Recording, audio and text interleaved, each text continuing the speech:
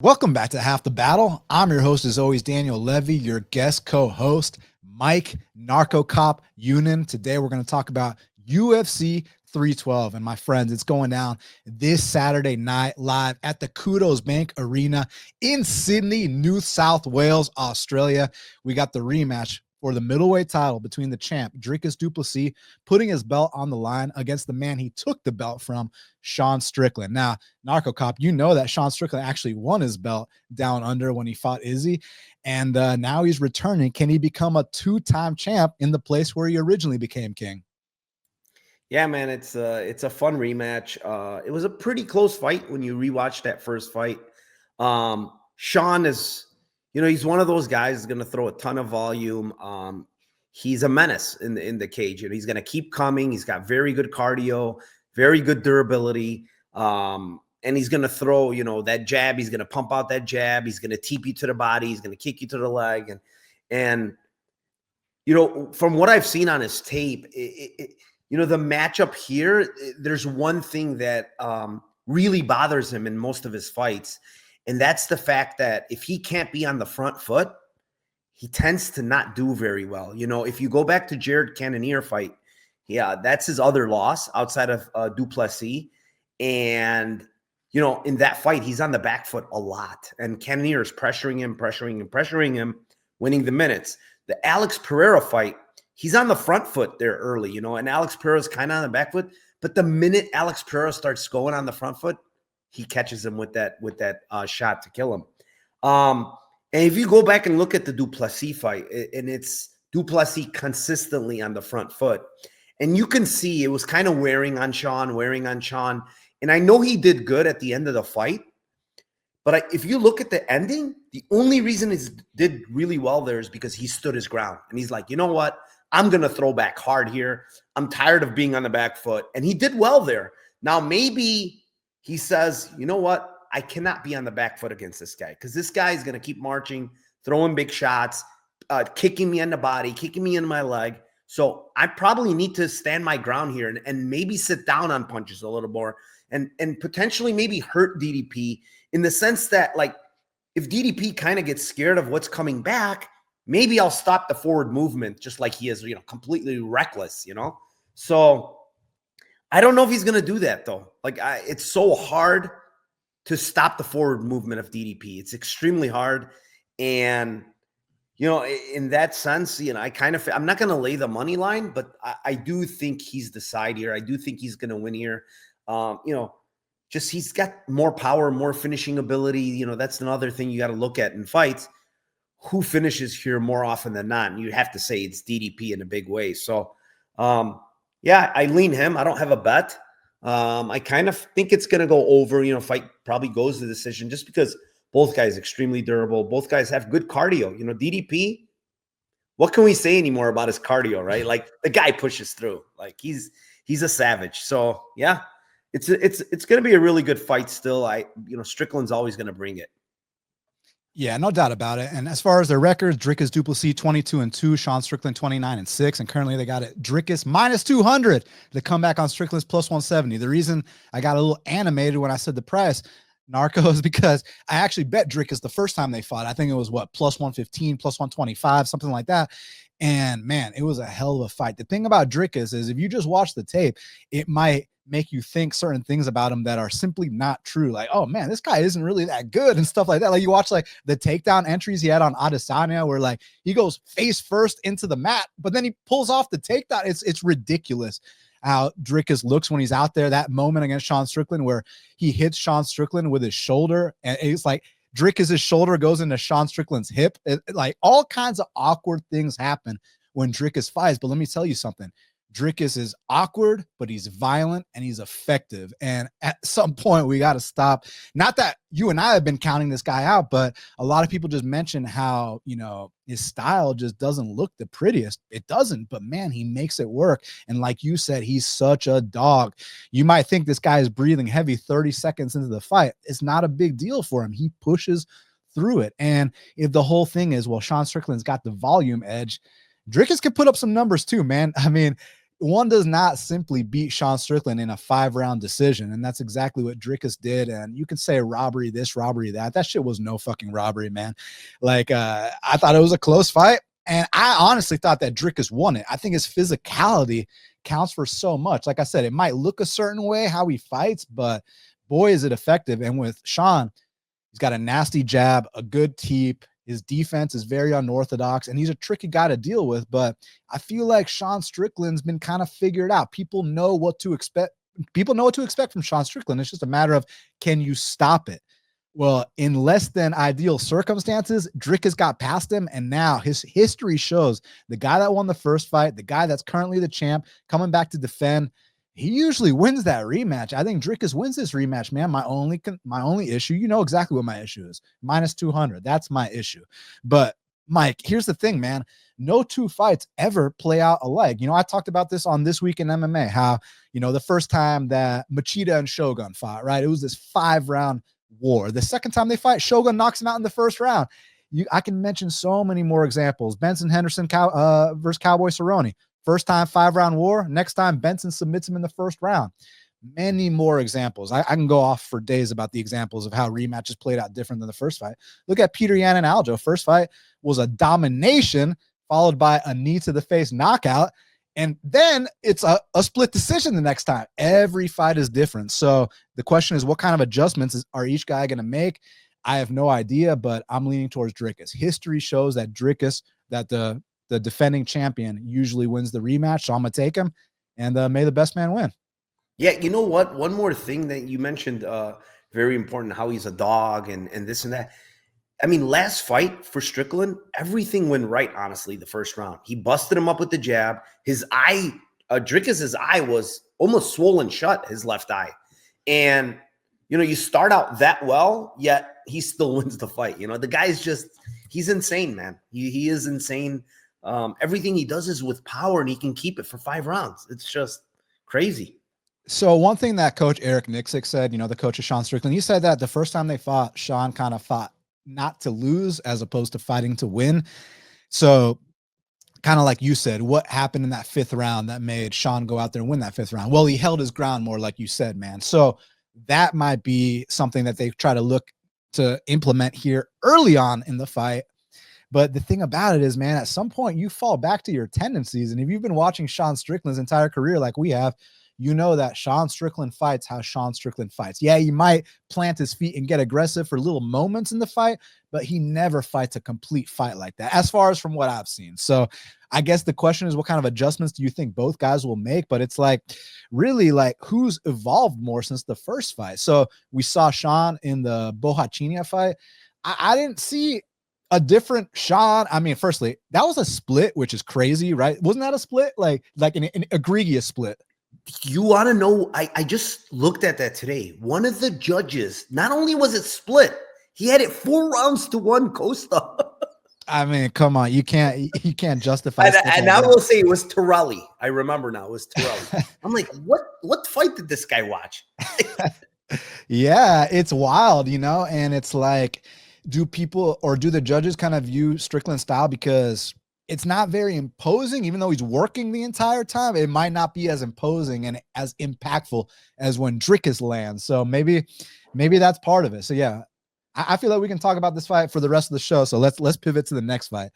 Co-main event of the evening for the strawweight belt. We got Zhang Weili. She's 25-3, taking on Tatiana Suarez, who's 10-0. Currently, they got it. Wow, Suarez minus 125, Zhang Weili minus 105. So it's a pick 'em with a slight lean on the challenger. And Mike, you know for a fact that people have been saying Suarez is a future champion for a long time. People have called her the female Khabib, the female GSP, and people have said that it is destiny for this young lady to get her belt. Now, the issue that she's had is she's just been riddled with injuries, so she hasn't really been able to fight as frequently as you'd like to see, but the skills are definitely there. And Zhang Weili, man, her evolution in the sport has been incredible, specifically in the grappling. Let me tell you what I mean. You watch that Rose Namajunas fight, you saw Rose Namajunas out there being like D1 thug Rose, you know, securing top control, securing takedowns, reversing takedowns, et cetera, et cetera. Then you fast forward like a year later, all of a sudden, Zhang Weili can out grapple Carla Esparza soundly. So you have to give her so much credit for the kind of athlete, and when I say athlete, that's not to discredit her hard work. It's almost actually to put emphasis on the hard worker she is, because you don't just wrestle with someone that's been wrestling since they were a kid with a year of work. And that's what she did, man. So she is so impressive. And then on the other side with Tatiana, I know on the feet it might look a certain way, but man, if you look at the numbers, she barely gets hit at all. And she's been in there with some real killers throughout the years. I mean, she's finished 3 champions: Alexa Grasso, Jessica Andrade, Carla Esparza. So the only thing we want to see from Tatiana is just more activity. That's it. But every time she fights, she's taken down every single opponent she's been in there with. It has to concern you that, look, I know Yan Xiaonan's amazing. She's my favorite women's fighter, but Yan Xiaonan does not have a wrestling background. She was out there hitting some big takedowns on on Zhang Weili. I think that someone that's been wrestling since they were 3 can get takedowns too. But I guess the question is it 1 or 2 takedowns and the fight is over shortly after? Or are you under the impression that Zhang Weili can survive in some bad spots, drag this fight late, and then potentially start stuffing takedowns as the fight progresses? Yeah, I mean, it's an interesting fight in the sense that, there's some guessing going on, and you're going to have to guess in if you're backing Suarez. Like, it's the guessing part. And what I mean is she's no activity, right? You look at one fight that she's had against Jessica Andrade. It was almost 2 years ago, year and a half ago. And the other one was against De La Rosa in up a weight class. But before that, you're talking 6 years here, Dan, and 6 years, only 2 fights. The other concern that I have is, like, she recently just blew out her knee again, her MCL, and she had to have surgery again. This after Andrade? After Andrade, correct. That's the fight where she had to pull out against Lemos. I forgot about that. You're right. So she tore her MCL there, and she had to have surgery again. So it's back to square one.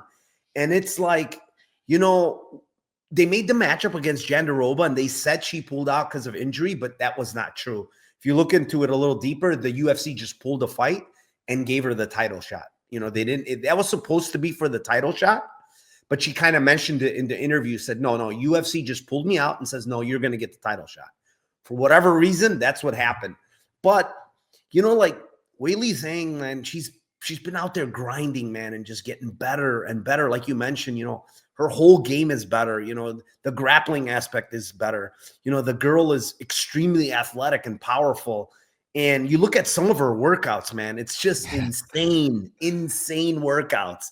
And, I like Suarez as well. I think she's a really good fighter. I think her striking is lacking a bit. She does have a decent kicking game, but I think she's setting up the takedowns. That's all she's striking for. And I think that's smart. Like, why go anywhere else? Like, this is what you excel at. This is what you're very good at. And that's what you're going to do to win the fight, right? The thing for me is, like, what happens, right, if Tatiana Suarez starts failing on the takedowns? And, that's where I'm concerned. Like, on the feet, like, if this is a 25-minute kickboxing match, I think she's in big trouble, to be honest. She eats a ton of clean shots. She ate a lot of clean shots against Nina Nunes. I don't want to see it for 25 minutes on the feet, honestly, because I think she might even get stopped. So for me, it's like one of those sit back, watch it. Let's see what kind of Suarez is, or which Suarez we have here coming out in 2025. And then maybe I can make some kind of decision on a live bet, Dan, here, because, like, pre-flop, pick them now. The line is, like, if you got Suarez at plus 150, props to you, or plus 200, some people had. Plus 120 is a great price. Yeah, but, like, now it's like she's the favorite, and I there's so many question marks. I can't click that button. But to be honest, like, in a women's MMA fight, you most likely want to go with the girl that's a superb grappler. And I think Suarez is definitely the superb grappler here. It's just a matter of injuries. She hasn't been out there, and she's facing a fighter that's just evolving like crazy. So, for me, it's kind of like a pass pre-flop. Is she going to be able to submit Weili Zhang? She gets her down, and it's possible. But Zhang is good, man. I don't like the fact that people keep saying she's a fish off her back. She doesn't know what she's doing in the grappling. I disagree with that. I don't think she's a bad grappler at all. But can she be taken down? Sure. Does she scramble to get back up? She does. So, yeah, I mean, it's an interesting fight. I think a live bet here is probably in store. So, despite the line movement and very sharp for whoever moved it, going from, I think, what was it? I saw a plus 120 like 2 weeks ago, and now it's minus 125. But that being said, she's still the shortest favorite she's ever been in her entire career. Just off the top of your head, a little trivia. What do you think the lowest odds she's ever been in a fight is besides this? Just off the top of your head. You don't have to name the matchup. Just name a number. Maybe I would say, because she has such a big edge in wrestling, I would say minus 200. Close. So when she fought Viviane Pereira in 2017, she was a minus 275 favorite. That's the lowest she's ever been as a favorite. So now to see her at minus 125, a lot of people could argue it's a big time discount. Now, you're so right that Zhang Weili, I mean, we talked about it. The evolution in her game is not something to scoff at. Now, she also does have 50% takedown defense, and she's had a long career. So this is not just like a 2-fight sample size where, a dude comes off Contender Series and it says he lands 11 strikes per minute and then people run with it. It's like, relax. You have a 1-fight sample size. I have more than a 1-fight sample size with Zhang Weili. And I think Tatiana can get these takedowns for sure. Yes, you were right. If this fight gets extended and all of a sudden now she can't get those takedowns, now she's shooting from a mile out, now she's getting lit up on the feet, because injuries, you have to account for them. I mean, look at Mike Davis last week, man. Like, when have you ever seen Mike Davis pull guard 4 times in a round? And not only that, what about 2 weeks ago with Jamal? Like, it's not to discredit Yuri. Yuri looked amazing. It's to say, when have you ever seen Jamal with 2 knee braces before, looking like way slower than he normally is? Like, I know you watched the Jimmy Crute and Jamal fight because Jimmy Crute's fighting this week. When you see Jamal's form there compared to Yuri, and I know someone's gonna be like, yeah, but Yuri is a former champion and Jimmy Crute's this and that. That's not the point. I'm not talking about Yuri and I'm not talking about Crute. I'm talking about Jamal. Why did he have 2 knee braces in the Yuri fight? Why was he in the best shape of his life versus Crute?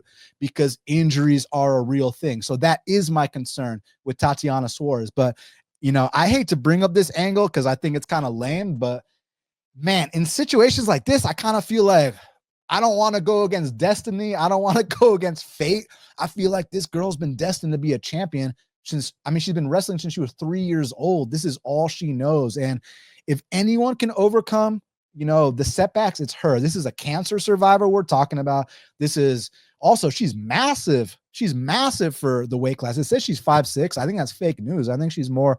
I know we're going to get into heights on one of the other fights here in a sec. The fans, you're in for a treat. But but I don't think she's only 5'6", and that Zhang Weili's 5'4". I think the height discrepancy is a lot more than that, because in Atlanta, I saw Patchy Mix and Tatiana at the PFL event, and they were like the same height, So I don't think this girl's only 5'6". I think she's massive for the weight class. And although her striking isn't going to blow you away, I think it's better than people think. Like, if her striking was so bad, I think Jessica Andrade would have starched her. Jessica Andrade didn't even feel safe letting her hands go. Now, again, of course, the threat of the takedown, that could have been a huge factor, but the threat of the takedown will still be there here. And this girl has some nasty submissions, man.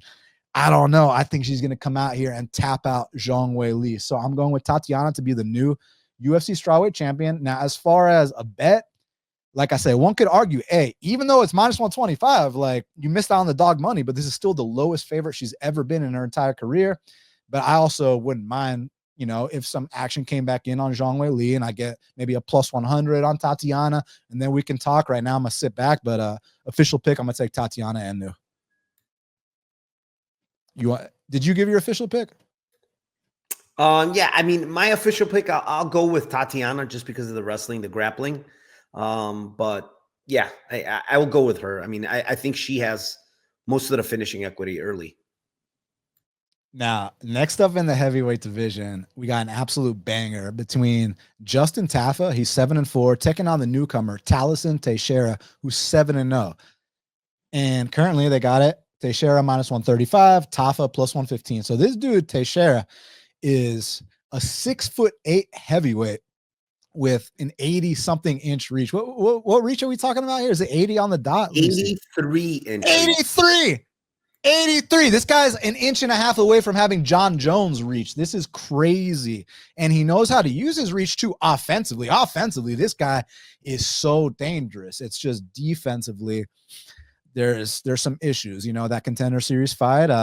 See, the thing about this dude is he gets carried away. He starts landing a couple clean strikes and he's like, oh, I can kill this guy. And then he just goes off. He's very fun to watch.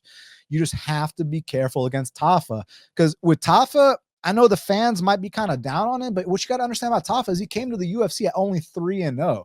He's one of these guys that's been learning on the job. He never had a long, regional scene where he got to get all this experience. Then he comes in the UFC. No, this guy's learned his lessons on the fly in the biggest stage. So I kind of view his style. I've said this many times. He's got that old school Mark Hunt style. He's short for a heavyweight. He's got those massive legs that keep him planted to the ground. Big leaping left hooks, big overhands, big leg kicks, elbows, etc. The ground game is getting better. It's a lot better than it used to be. I mean, I don't know if you remember what his ground game used to be like, but in that fight with Carl Williams, he was actually stuffing some takedowns from time to time, getting back up. Like, that was a big step in the right direction. So I like what I've been seeing from Tafa. It's just, this is the definition of a volatile fight, Mike. Like, would it surprise you if you just don't watch the fight and then you look on your TV and either guy's laid out? Because it wouldn't surprise me.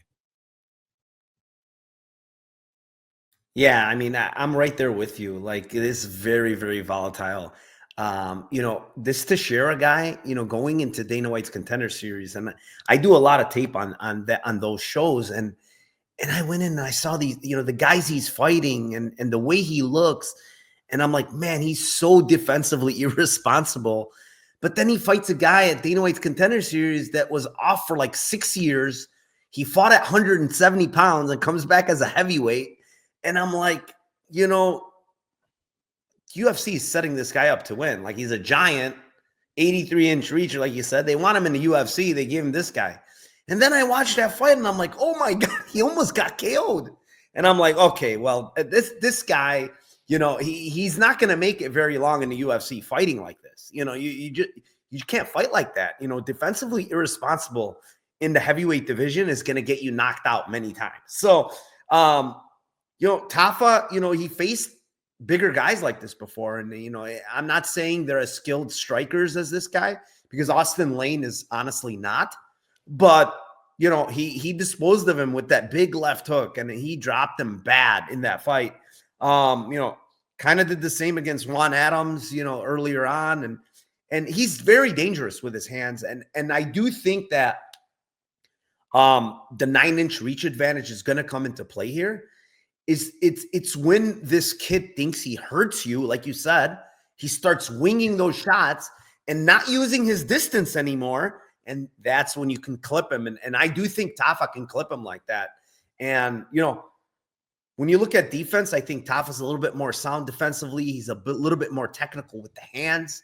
And the other very important thing here, honestly, is when you're a young kid like him and you're facing a good striker that's a southpaw, it's extremely hard, man. And let's see how he deals with the southpaw stance from Tafa, because I think that's a little difficult for guys that are young that haven't faced southpaws before. So, for my pick, honestly, I'm going to go with Justin Tafa here. I think he's going to knock him out in round 1. Yeah, dude. So this is such a hard call for me, because like I said, I could literally see either guy hitting the deck. And the thing about Talison, if he can just get a little bit more maturity and experience, I think he can be a real problem, because offensively, I know people are comparing him to Struve, and there's a fight that went down a long time ago between Mark Hunt and Stefan Struve.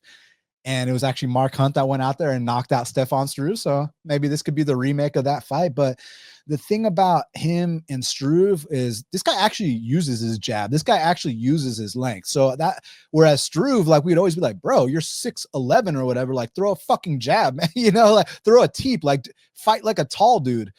Whereas this guy does fight like a tall dude. Is just the difference between him and like Struve is Struve just exits the pocket, chin in the air, doesn't use his length. Whereas this guy does use his length, but like you said, when he rocks you, he gets so carried away.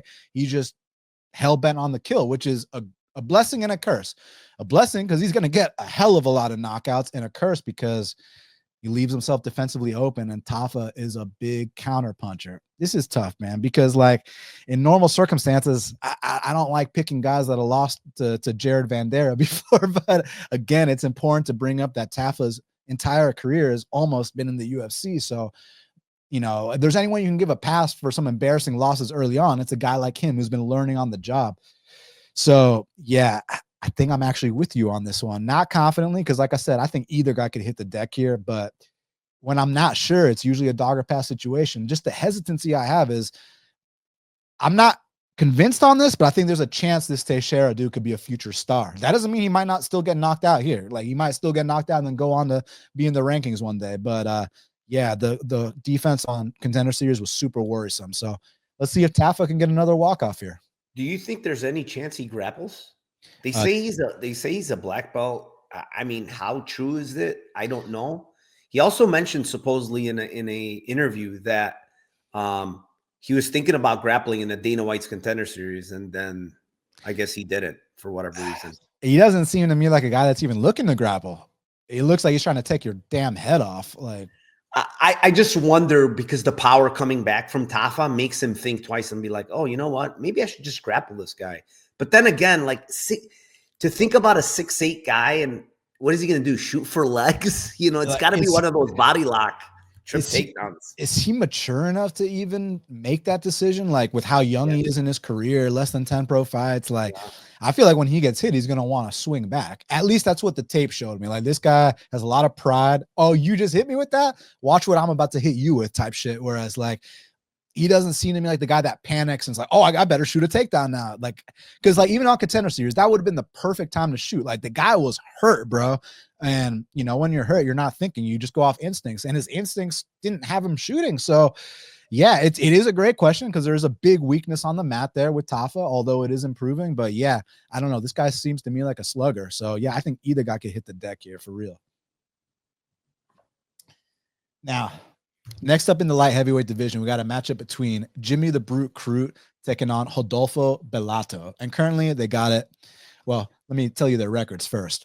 Jimmy the Brute Crute, 12-4-1, taking on Rodolfo Bellato, who's 12-2. And currently they got it Rodolfo Bellato -155. The comeback on Jimmy the Brute Crute is +135. You know, when Jimmy Crute came to the UFC, man, I was super high on him, dude. Like he had been 5 rounds on his regional scene. He trains with some really good guys in Australia. He's a finisher both on the feet and on the mat. I mean, it's been somewhat equal, 5 knockouts, 4 submissions, and he submitted real guys. So I like a lot about him. And also, man, a lot of people don't realize is Jimmy the Brute Crute's only 28. Like I know that he's retired before and stuff, but apparently he's had a big switch up in his mentality in the time off. So I saw a little thing that he posted on his Instagram, and he's like really stepped up his like belief in Christianity.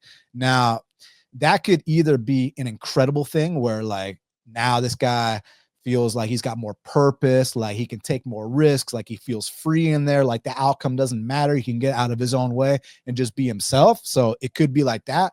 Or it could be a situation like Rory McDonald, where when he kind of started getting a little bit more religious, it kind of softened him up a little bit, and he just didn't simply have that same killer in him. So I'm curious which of the two Jimmy Crute falls under, because like I said, he's only 28 years old. He took the right amount of time off.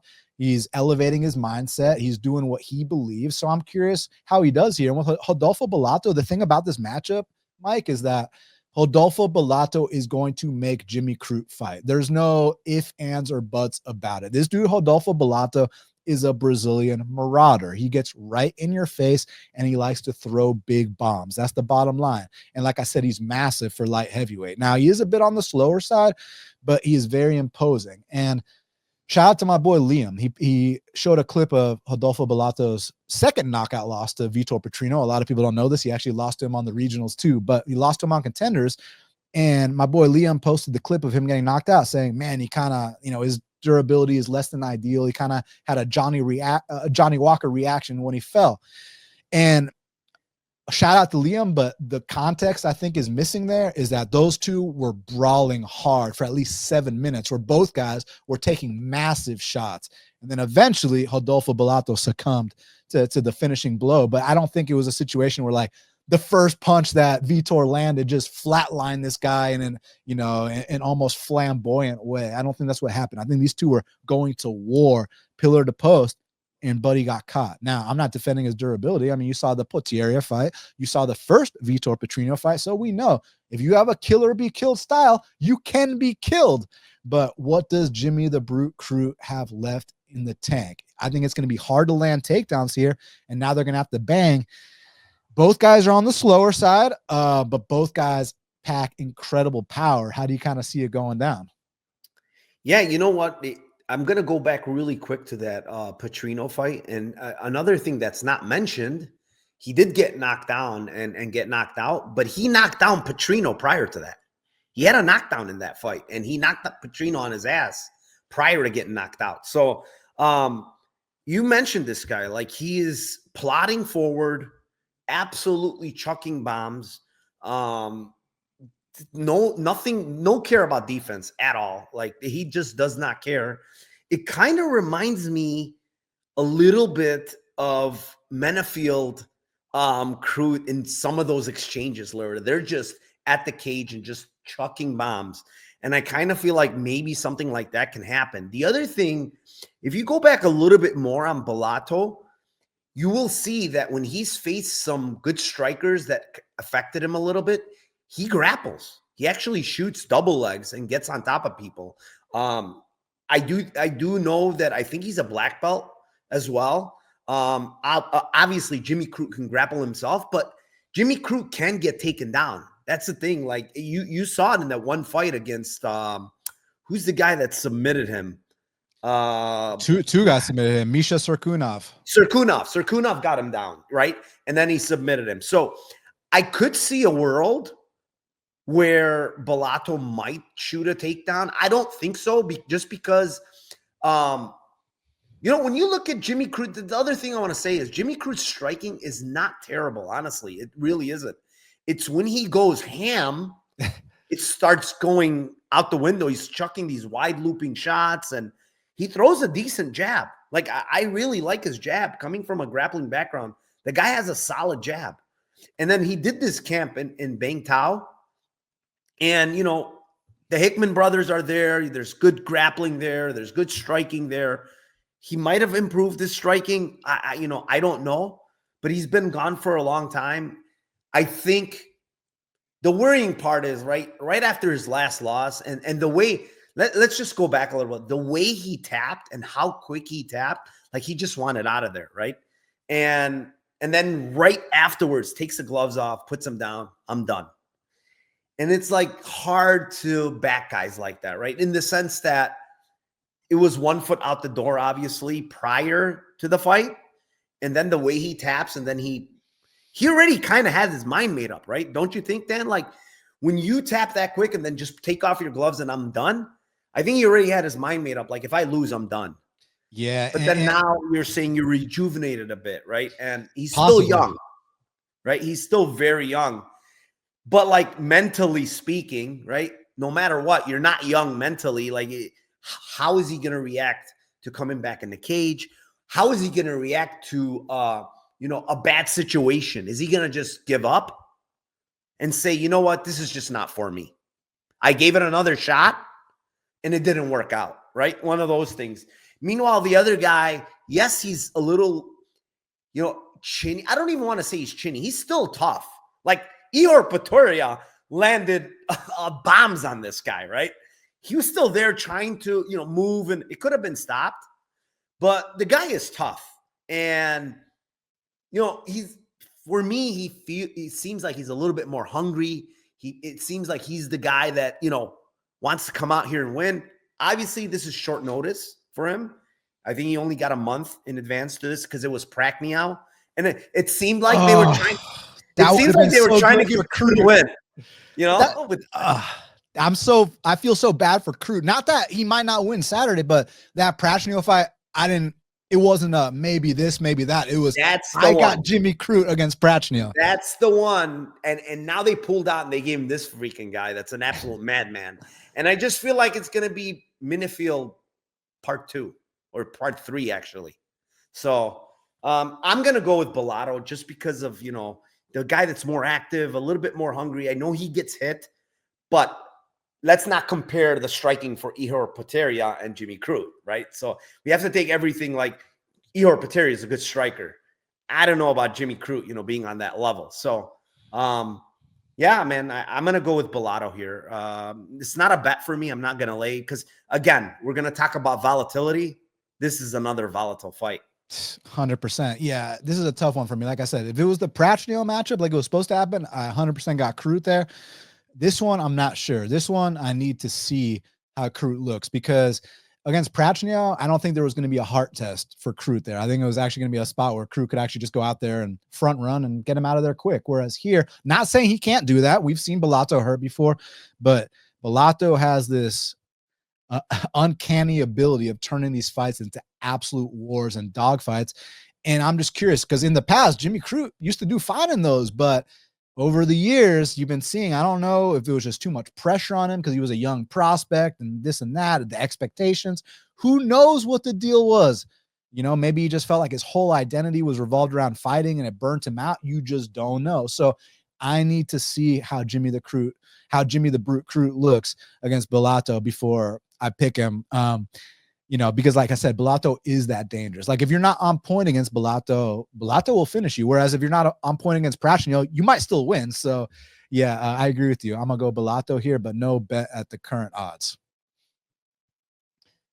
Now, next up in the welterweight division, we got a matchup between Jake Matthews. He's 20-7, taking on Francisco Prado, who's 12-2.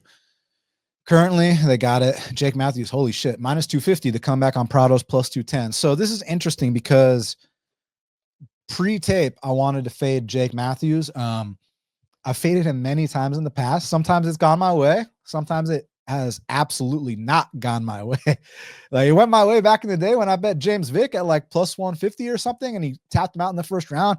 It did not go my way when I bet Li Jing Liang and when I bet Phil Rowe. And interestingly enough, watching back that Phil Rowe, because when I saw it live, I thought for some reason that it was like this close fight, but when I rewatched it the other day, like thinking I want to bet Prado possibly, I don't know. I was actually kind of impressed with Jake in that fight. And let me tell you why. Like Phil Rowe, yeah, he might have his issues, but Phil Rowe's like 6'3", 6'4" with like an 80-inch reach. So right away, there's lots of consequences if you make mistakes against that style. He can throw a jab and a straight right from downtown. You might think you're safe. You still get cracked with it.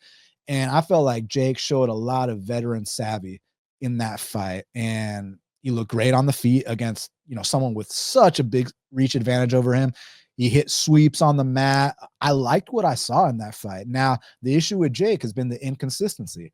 Sometimes he looks like a world beater, like against Li Jing Liang, and then other times he just flakes out. And when you really put that pressure on him, Jake doesn't like it. But let me bring up the Semmelsberger fight because, Semmelsberger dropped him 3 times. But again, similar to Phil Rowe, Semmelsberger's like 6'3" with a 70-something inch reach. And at that point, Semmelsberger was at the height of his career, full of confidence. And Semmelsberger has 10 UFC knockdowns. So if there's anything we can say about Semmelsberger, he's a hard hitter. We know this. Whereas Prado, I love the kid's enthusiasm. I like the fact that he came to the UFC at 20 years old, takes that short notice fight against Malarkey. Like, yeah, no big deal, kid. You were 20. Then he comes back against Azaitar. And my takeaway from that Azaitar fight was, holy shit, Prado's ground and pound is devastating. He's got nasty ground and pound. And then the Zellhuber fight, I thought was a great fight. I was like, man, I can't wait to see this kid back. But him moving up to 70s is a concern for me. Look, I get it. I know he's thickly built, and I'm sure that cut to 155 is a pain in the ass, but I just think he's a little bit too short for the weight class at 70s, and the reach, 69-inch reach, it's going to be an issue, man. Whereas like you see someone with a similar body type at 55s, Drew Dober. Now I know Drew Dober has a lot more money than Francisco, right? So he can afford the proper supplements and nutrition and this and that to get him down to the weight safely. Whereas Prado's still probably training out of his gym in Argentina. Actually, that's not true. Where did he do this camp? I know he went to ATT for this one. He's been in Florida for about 1.5 years now. So he was at Goat Shed for about a year. And then the last half of the year, he's been at ATT. Was he originally Shooter Box? No, he was in he was in Argentina. I don't even know what. Who's the Argentine that trains at Shooter Box? Oh, you're talking about take your time. Vallejos. Oh, Kevin Vallejos. He Shooter Box? I believe so. He's in Shudo Box. Yeah. Why did I think he was at like Entram, the Mexican gym? Maybe you're right. Maybe you're right. Maybe I'm thinking of somebody else. Yeah, but I anyways, thought maybe it wasn't Kevin Vallejos. there's a But badass you are right. There is Argentinian, a younger guy that's in Shuto Box. I'm not sure who it is. Was Prado never in Shuto Box? Prado was never in Shuto Box. No. Okay. Well, I take that back. But what I do say about Prado is that he's developing. And that last fight against Huber, he had a great first round, super enthusiastic. And I think in this first round, he's going to get Jake on that back foot. He is going to be throwing big bombs. But the thing about it is when both guys get tired, unless Prado has severely damaged him or really given him a reason to kind of, start wilting a bit, I actually think the experience of Matthews is going to start to take over. And I think he outclasses Prado the second and third round, but I think it's one of those fights where you come away talking about, oh man, Prado, he's so tough. I can't wait for his next fight, but he kind of gets outclassed by the seasoned vet. And I get it. The seasoned vet is a flake. I've faded him many times, but I don't want to just be arrogant and just bet against him every fight. I think it's matchup dependent. He can still win fights at this level. And I think the experience and the size are going to be factors here. So I'm gonna go Jake Matthews by decision. Yeah. I mean, we talked about this a little bit, and, I like some things with Prado. Like we mentioned the gym, right? The gym is important because when you're coming from like Argentina camps, and I'm not talking shit about them, it's a huge step up. Even going to Go Shed, going to ATT, you're facing way better guys. You have way better coaches. You have a way better facility, right? And I think, usually I would say, it's not a huge deal if you're like 35, 30, you're already kind of developed. You already have your weapons. You're probably not going to change that much. But when you're 21, like this kid is, I do think that there could be a lot of change, And the other thing, what I like is that he's been out for a long time. He's been out for a year. And I like that in the sense that you're working on developing those skills, right? Instead of being in the war and keep on losing these fights because you're inexperienced, you're doing things not correctly, you don't have good coaches, you go back to the drawing board, you actually learn, you train with good guys, you have great coaches, and you get better at the game. And I think at 22 years old, this kid, I'd be surprised if he doesn't show something better here, a year later. He hasn't fought since February of last year. Zellhuber fight, it was an absolute war. Zellhuber, a very long guy, very good striker, very good kicks, elbows, you name it, and he's a pretty good fighter himself. And I'm not taking away from Jake Matthews. He's very young himself still. He's got a lot of UFC experience, so the experience is hugely on this side. But I don't like his IQ. I don't think his IQ is very good. He can win fights by grappling sometimes, but instead he's gonna slug it out, right? And I see that way too often on tape. You go back to Flowers. Flowers is he should be a 55er, right? Watching round one, it's like at any point if Flowers lands one of those big hooks, and Jake is just swinging back, right? And he doesn't get caught, but he could have gotten caught there, and the outcome is completely different. And I feel like the difference between Prado and Flowers is Flowers, first of all, his cardio is terrible. He just, once he doesn't finish you early, he's done, right? And that's basically what happened in round two. He was done. But Prado will go for 3 rounds. Prado will chuck big shots. He looks in spectacular shape. And I know he's going up in weight, and I don't love that either. But it looks like he's just put on some very good weight. It's not like it's bad weight. And the kid, we don't know his body composition. He's only 22, so he's growing. So we don't know what that's doing to his body. And maybe he can't make 55 anymore, right? You watched a Fialho fight. You should grapple there, Jake. He decides to slug it out, gets hurt very bad. Luckily, it was at the end of the round, round one. Then he finishes him in round two. Semmelsberger drops him numerous times. For me, it's like Phil Rowe and Morales are more technical strikers. They're going to go on the outside. They're going to, hit you from the outside. They're very good technical strikers. And I think those are matchups that Matthews does better in. I think the matchups where he doesn't do well in is the guys that pressure him and absolutely make it a firefight. And you could say the same thing about Li Jingliang, though. Yes, but we're going to have to go back 7 years. Wow, it's been that long. Holy shit. Yes. And that's 2018, Dan. And I don't think he's the same fighter, honestly. I thought we were going to see an incredible fighter because he was so young then, right? This guy's, but like, he hasn't really done anything special in his career. Like, his best win since then is Phil Rowe. Like, I mean, it's like, I understand he has a lot more experience than this kid, but I think this kid, we're going to see improvements here. And I think it's going to be I'm not saying the kid should be a favorite. The fight IQ is not very good. He's going to give this kid a chance to hurt him. I'm going to take plus 185, plus 200 or whatever, on Prado and bank on the fact that this guy's going to have a little bit more experience. He's going to come out looking a little bit better, and he's going to give Matthews a hell of a fight, in my opinion. Yeah, listen, I definitely think that they're gonna strike and go to war for sure. But one thing I want to say about Matthews too, like we were talking about with Tafa came to the UFC at 3-0. Matthews comes into the UFC at 19 years old, so he's another one of these guys that's had to learn on the job. So you've gotten to witness the ups and downs under the magnifying glass. But you could say the same thing about Prado. Comes in the UFC at 20 years old, and yeah, now he's getting to fight a big time seasoned vet. So I cannot wait for this fight. Hey guys, I want to give a huge shout out to today's sponsor, Bet105.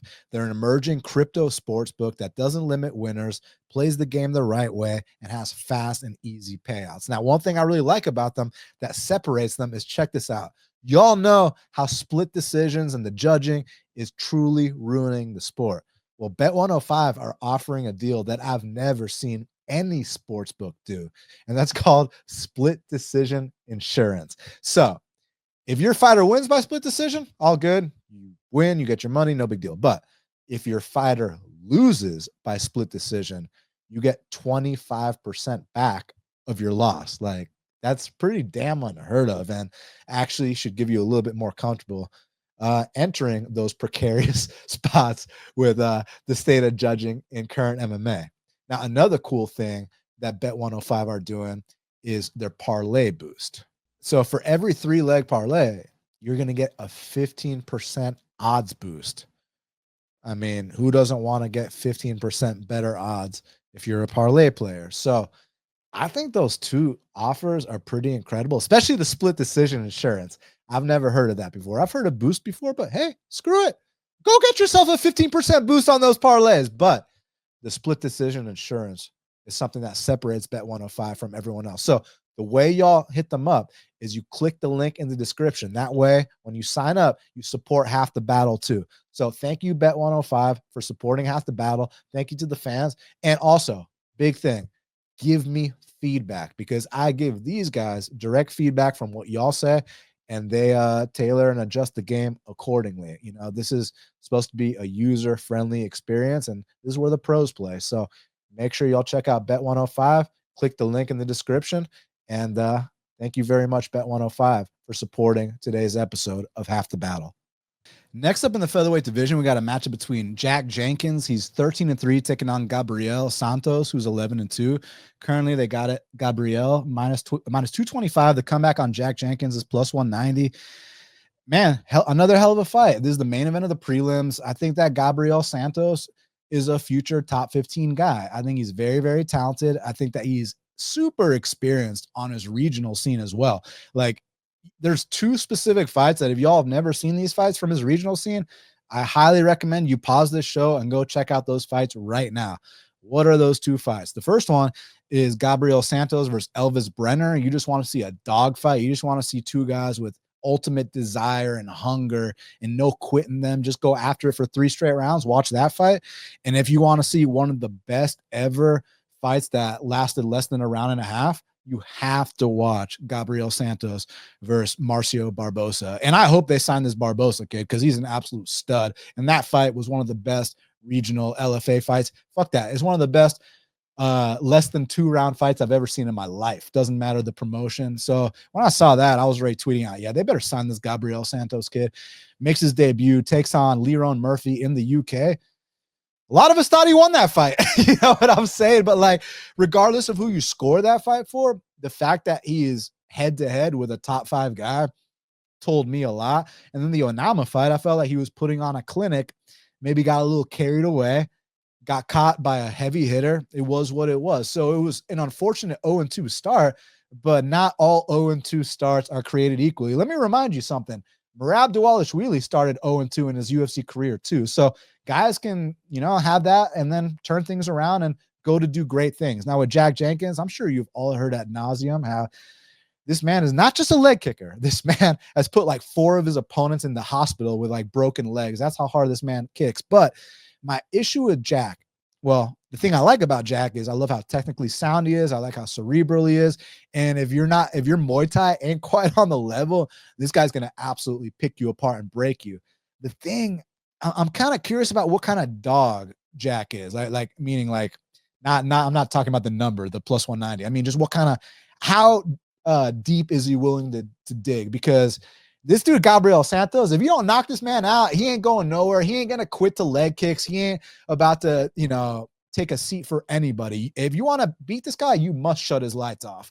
I don't think Jack Jenkins is winning a controversial decision here like Lerone. I think that was a completely different level than the level that Gabriel is going to fight at this Saturday. Man, I think that Gabriel is going to have an answer for the leg kicks, whether it's a counter, a straight right off the leg kick, whether it's a takedown attempt, whatever the case may be. I think he's going to come in prepared here, man. And I think you're going to see the difference between, you know, a talented guy and Jack Jenkins, who's got good technique, but might not be ready to make that climb quite yet, versus a guy in Gabriel who could arguably be a top 15 guy right now. That's why the price is where it is. And that's why I'm picking him for the win.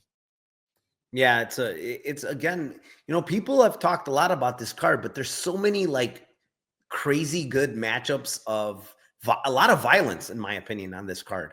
And, you know, Santos is all about violence. You know, he's going to come forward. He's going to switch stances. He's going to kick you. He's going to kick you in the face. I mean, that front kick to Yazid's face, I mean, oh my goodness. I thought he shut his lights out at first. And I'm like, Yazid. He did. And then he woke him up. I'm like, Yazid is tough, man.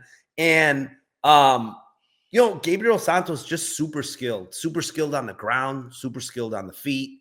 You mentioned, like, I do think he's possibly going to be a top 15 guy soon. You know, it's unfortunate he took a short notice against Lerone Murphy, who is a very, very, very good fighter. And like you said, a lot of people thought he won, you know, and, you know, then against Onama, he just got caught. And that's MMA. Like, it doesn't matter how good you are, how one slip up against a really good power puncher and you could be out. And that's what happened. Israel Adesanya. Yeah. I mean, Jesus, he was looking minus 500 before he got but you know, I like Jack Jenkins personally. I think he's a good striker. I think he's very technical. He moves his head. He's defensively responsible. You know, those vicious leg kicks. What I don't like about Jack Jenkins is, you know, supposedly he has really good grappling as well, but I've seen him reversed a lot. You know, he gets reversed a lot. The other thing that I don't like is he's very, very, he's looking for perfect shots all the time on the feet. He's very low volume. And I don't think that's a good thing against a guy like Santos. Like, if you need to beat Santos, you need to be a bigger dog than him or maybe hurt him. You're not going to beat him by being on the back foot, trying to, you know, technique him. It's just not going to work. And he's going to break you eventually. He's going to find you eventually. So, you know, I don't know. The one thing you mentioned that I love to hear is, like, I honestly thought the same thing. I'm like, how big of a dog is Jack Jenkins? Because we don't really know. Maybe he's a dog himself. Maybe he dogs it out here. It's like, okay, let's just go. And it could be, but we haven't seen it. So we have seen it from Santos, right? We've seen it from Santos. So, Narco, here's my thing on that topic, right? So when this kid made his UFC debut against Don Shainis, dude, I literally played Jack Jenkins straight at, I think, minus 315, minus 320, like in a a big chalk number, because that's how confident I was that, no disrespect to Sheamus, but that Sheamus, A, will not win a single UFC fight, and B, Jack Jenkins is just on a different level than him. So I played the -3 something straight. And the fact that he didn't finish that fight, listen, bro, I love guys that can go out there and are reliable to win decisions. You know, I've been backing at the betting window Bilal Muhammad for years. So to me, it's not about, oh, he couldn't finish this guy or whatever. But guys, we're not talking about like not being able to finish top 5 guys. We're talking about not being able to finish guys that, you know, were 2 and done in the UFC and are now getting finished on the regional scene, which is what's happening to Sheamus. I just wanted to see a little bit more killer instinct by Jack Jenkins in these spots. Like, I feel like he carries his opponents at times. Like the Herbert Burns fight should have been stopped way sooner than it was, not because the ref made an error, but because Jack, it's like, I don't know if the urgency is lacking, but killer instinct. Yeah, he just doesn't. He carries guys. Like, there's fights he had on his regionals that carried into the 4th and 5th rounds where he was killing these guys. A little bit more urgency, they're out of there. And how are these guys making it to the championship rounds? Whereas, like, you cannot give Gabriel Santos space to operate. You just simply can't. So that's why I feel that way, man. Yeah, I mean, I will say that Sheamus fight, he didn't look good, but I mean, he came back against a very, in his second UFC fight. I mean, fighting Jamal Emmers, who's, you know, I don't care what people think of the guy. He's super skilled, very skilled guy. And he comes out with a split decision. It was a close fight. I rewatched it. I mean, you could have given it either way, to be honest. And then he comes out against Mariscal, and Mariscal's not a pushover anymore. Like, we know that now, right? And he puts it on Mariscal in round 1. Bad. And then Mariscal, you know, round 2, he comes back, does that wizard throw, and you know, he unfortunately breaks his arm. The guy is skilled. He's fought 2 really good skilled fighters, and he's done really, really well against both of them. So I don't want to take away from him. This is going to be, Gabriel Santos is going to make it a dogfight. That's just what it is. You can't fight like you're fighting Jamal Emmers, right? It's just not going to be the same fight. So let's see what he's made of. You know, the guy's skilled, the guy's good, but we don't really know how big the heart is. You know, maybe it's very big. Maybe he's, you know, really good. But I have to pick Santos here as well. Like, I'm not going to play 225 because I do think Jenkins is a skilled fighter, but I do think Santos wins here. Now, next up in the lightweight division, we got a matchup between Tom Nolan, he's 8-1, taking on Slava Vyacheslav Borshchev, who's 8-4-1. And currently, they got it. Slava -135. The comeback on Tom Nolan is +115.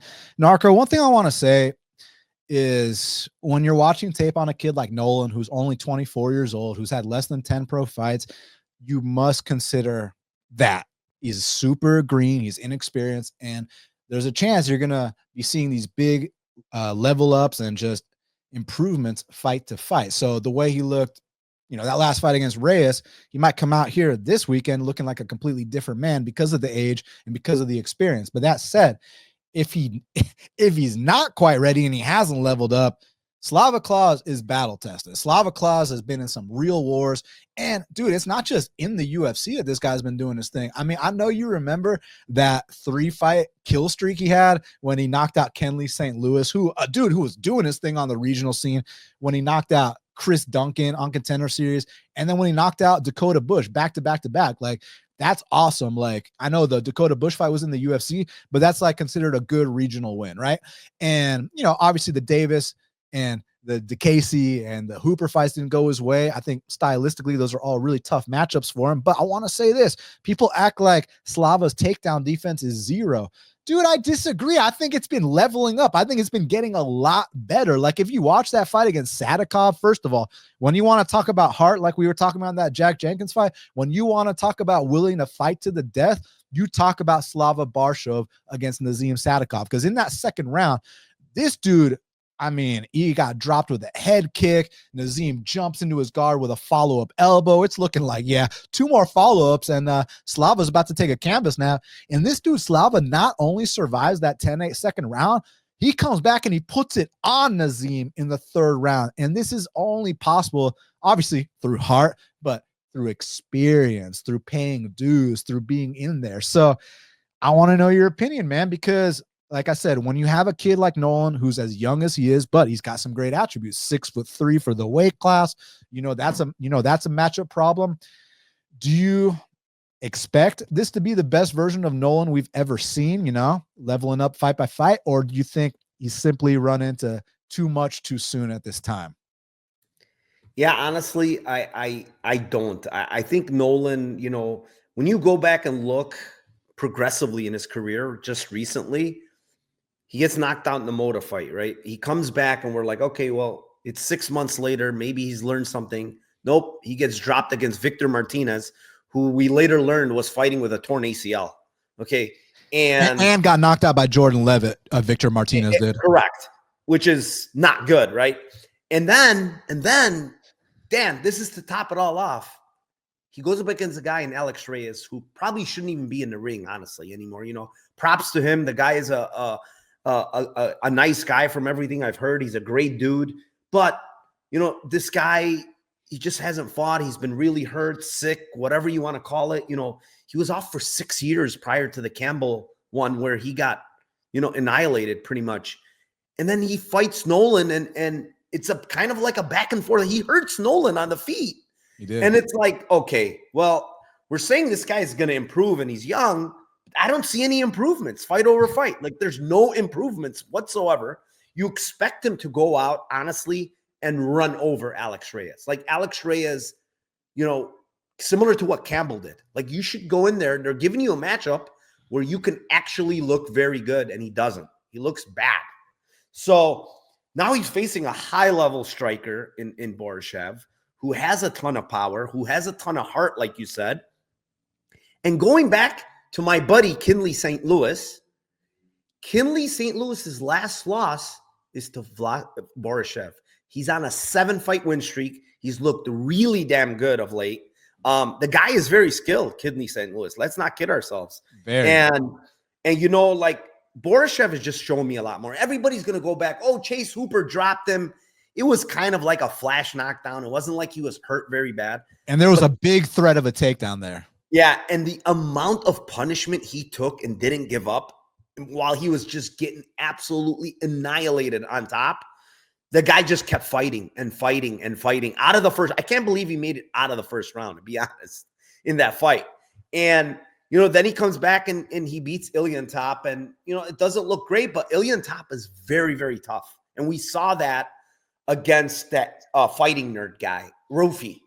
Iliantop is not going to go away. And so, like, Nolan, I don't think the durability is there, honestly, Dan. Like, I think this guy will quit when he gets hurt very bad. I don't think the durability is there. And I think Borshchev can hurt him very, very bad. So I like Slava here. I didn't play it. I'm thinking of playing it. I haven't seen any improvements from Nolan. He's big, he's long, he's young, but I really don't like what I've seen from him. Yeah, it's interesting because I do want to just cut him slack because of the age, because of he's had less than 10 pro fights. And also I think his ego exploded in that Bogdan Grad fight, man. Like you saw how arrogant he was the very next fight against Moda. And you got to understand about Moda. Moda's been knocking people out for a very, very long time, man. Moda is, again, way more experienced than Tom Nolan, has nuclear power in his hands, and Tom Nolan came in there with the arrogance of an undefeated fighter, showed no respect to Moda, and as a result, he got knocked out. Now, I agree with you. That next one against Victor, yeah, that was a clean shot he got dropped with, but I was like, fuck, like, yeah, maybe there is a chin issue here. Maybe there's a tall man's defense issue here, but I do see little things I like. It's just the in-betweens. Like it's like he's a piece of clay that you need to mold properly, right? Because those attributes can't be ignored. Like I want to watch what Tim Means and Carlos Condit look like when they were, only 7 or 8 fights into their career. Like, were they already way more advanced than this kid, or were they as green as this kid is? Because the reason I bring those guys up, similar body types, similar styles, but those guys are like, Carlos Kana was like the best in the world at that specific style, right? Tim Means, another guy you could look up to if you have that body type and you want to have a long career in the sport. So I'd actually be curious to go back to watch their old fights to see how green they were when they were that young in their careers. But that being said, I'm playing a guessing game right now. Is this guy going to level up or not? I do think he's going to level up, but how much? Now, as far as the Reyes fight, now, while it wasn't the most entertaining fight I've ever seen, and Nolan did get rocked early in that fight, after that, I kind of thought he beat the shit out of Reyes. And it's kind of hard to really put it on someone that's not trying to fight. Someone that when they're at distance, the guy's running away. And when they're up close, the guy's just hugging you against the fence. So Reyes was trying to avoid a fight the whole time. Slava ain't going to avoid a fight, but Slava can actually fight. So, but one thing I liked from Nolan, in that third round, he attempted like a nice little standing Darce choke, wasn't able to finish it against the Robert Drysdale black belt. But the fact that he's actually feeling comfortable enough to attempt things like that, who knows? Maybe if he gets into a same position with Slava, maybe he can pull it off. I know Slava ain't no Robert Drysdale black belt, so you never know. But until I see those improvements, I'm going to take Slava here. He's more battle tested. He's more proven. And yeah, I'll take him for the win as well. Now, next up in the women's flyweight division, we got a matchup between Wang. She's 6-1, taking on Bruna, Brazil, who's 10-4-1. And currently, as you know, you got to pay the Wang tax. It's Wang minus 450. The comeback on Bruna, Brazil is plus 350. So, listen, Wang, she beat Antonina Shevchenko. Excuse me, I take that back. Wang beat Valentina Shevchenko in pure kickboxing. Was it Muay Thai or kickboxing? Either way, pure striking.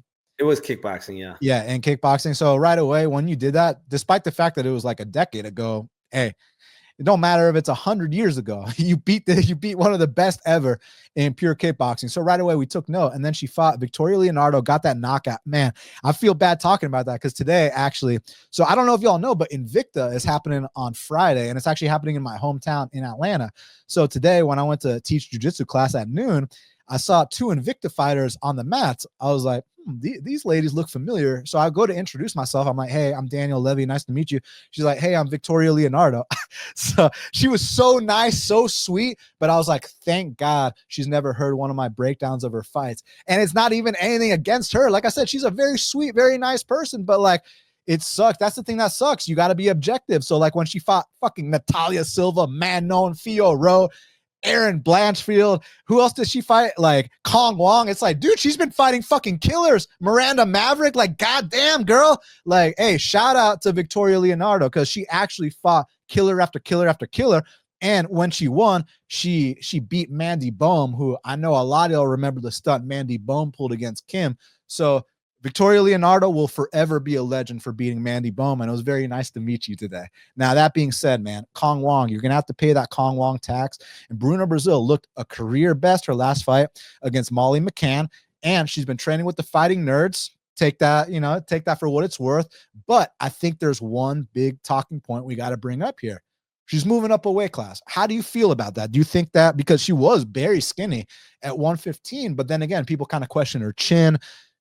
Is there a chance those weight cuts were just so brutal that she just, didn't have that proper water in her body or brain, and now moving up to 125, she's going to look like the best version of herself? Or do you think Wang gets back on track here after the 2024 half the battle stun of the year? You know what, Dan? I don't think it's good because we're talking about a year ago where she was getting tossed around by Loma at 115, and that's not good. Like that's just not good. I don't think her weight class is 125. This might be a one-time thing. Even I don't know. I have no idea why she's going to 125. She's not a big girl. Like you could see, like she's skinny. I'm not saying she's small, like for 125, because I think her height is fine. It's just the way she's built. It's not really made for a girl that's, going up a weight class here. Like she was killing herself to make 115. I doubt it. I don't think she's ever missed weight. And like I said, like a Loma fight, like she's getting tossed around. She's way weaker than Loma. And Wang, I personally called her a fraud after she lost that fight. I misspoke. I don't think she's a fraud. That's the wrong word to describe this girl, because obviously she's very, very high level kickboxer, like really, really It was good. a stunt, but she's not a It fraud. was a stunt, correct. That's the correct word. She is definitely not a fraud. It was a complete stunt. Like, she got what I think, watching back that fight, she got way too cocky, man. Like way, way too cocky. Like, oh, you can't touch me. And the thing is, she was cocky against a very, very powerful girl and big girl in Fernandez. Like, honestly, looking at Fernandez's frame, you would think this girl's like a 45er. I mean, she's jacked, huge, and she's very thick, like top to bottom, you know? So, like, her kicks are very strong. Her punches, she's putting everything into them. And she caught her with a kick, right? She hurt her with a kick. She followed up with it, and then she choked her out. I just don't think those are things Bruna Brasil can do. Like, I don't think Bruna Brasil has very good hands, first of all. I don't think she has a lot of power in her hands. Can she land a head kick? Maybe. Maybe she can land a head kick. She's got good kicks, right? But what's the chances she lands a head kick? Like, let's put it in a percentage, and I don't think it's very high. And then you think about, how does she win this fight then, right? Can she grapple? Can she get her down to the ground? And she grappled with McCann. But again, that's at 115. And from what I've seen from Wang, she seems pretty damn strong in the clinch. I don't think it's going to be easy to get this girl down. And then, are you going to beat her in a kickboxing match? And we just talked about, you know, how good she is at kickboxing, right? How good her striking is, her movement, her power. I just think Bruna Brasil is up against it very bad here, honestly. If she doesn't pull that stunt in the last fight, and this is the truth, if she doesn't pull that stunt in the last fight, we're going to see minus 1,500 here, Dan, literally. And we're seeing minus 450 because of the stunt. Yeah, listen, man, I think that, you know, she got the knockout she got against Victoria Leonardo. And when you get a one-hitter quitter knockout like that in women's MMA in your UFC debut, it's easy for your head to explode and, you know, think that you're God's gift to fighting. And then that next fight against Gabriela, like you said, it wasn't about, oh, Gabriela out-techniqued her. No, it was Cong Wang was arrogant beyond belief. Let's see if she still dresses up as the Joker, because that does not have the best hit rate in MMA. Remember when... Speaking of someone on this card, remember when Marcus Maluko fought Dricus Du Plessis in Dricus's UFC debut, and he dressed up as the Joker, got slept in the first round? So hopefully she doesn't come out dressed like that. But listen, man, in all seriousness, I'm just curious to see how Bruna Brasil looks at 25s, because like we said, she's super skinny at 15s, but I'm curious if, you know, that was kind of draining her a bit. Now she can, you know, she can do her squats. She can put that size back on the right way. And who knows, maybe she can look better here. That head kick knockout she got on Contender Series was the best head kick knockout in women's Contender Series history. But Cong Wang, when she's dialed in, she does seem like she's on a different level. She does have that high level kickboxing background. And although Bruna did mix in some takedowns that last fight against McCann, I'm not convinced that's going to be the case here. So I'm gonna also go with the big favorite, but let's I just want to sit back and enjoy it. I'm not rushing to parlay her at this price. Now, next up in the bantamweight division, we got a matchup between Aleksandre Topuria. He's 5-1, taking on Colby, down with the Thicknesse, who's 7-0. Currently, they got it. Topuria minus 370. The comeback on Thicknesse is plus 295. Now, I know you've heard it all. You've heard about the padded record of Topuria. This guy's never fought anybody. Oh my God, he's only in the UFC because of his brother. This guy doesn't belong here. I'm not sure if that's true or not. Let's talk about this padded record. Yes, this guy's only 5-1, and I expect guys with only 6 professional fights to fight low-level competition. That's what you're supposed to do on your regional scene. Look at any of your favorite fighters. Look at Khabib's first 14 fights. Now, that being said, when I actually went and watched the fights of Topuria, I liked what I saw, despite the level of competition. Guys, it's not just about who they fought. It's how they treat the people they fight. And do you recognize skill or not? Do you recognize potential and talent or not? And what I saw from this kid Topuria, like as far as the physique and the physicality, it's there. The athleticism is there. The size is there. He's built well. Like, because oftentimes we get these brother tandems and like there's the good brother and the shitty brother, right? Like, remember the Figueiredos And from time to time, both brothers will be good. Like the Pettises, both of them won world championships. But then there's cases like, Jim Miller, Hall of Famer, Dan Miller, all respect to Dan Miller, one of the best chokes in IFL history. I know you remember, but yeah, Dan Miller didn't quite make it like Jim Miller did, right? And there's more examples along the way. But that being said, I don't need Alex Topuria to be as good as Ilya Topuria to go out there and beat this guy, And let me also say this. I think people were very mistaken about the Haddon fight. People were acting like, oh, Haddon's just going to run through this guy like it's nothing. Look at the guys Topuria's fought. You need to actually watch the Topuria fights because, like I said, so as far as the physical attributes, they're all there. Now, what about the skills? This guy has nice hands, sets up his jab, like is patient, is calculated for a guy that's only 5-1. I was like, God damn, like he looks good. Okay, what about his ground game? I'm seeing him go out there, land high amplitude takedowns. The only fight he lost was like 10 years ago, and Buddy outsized him by a mile, and it was fucking 10 years ago. So who cares?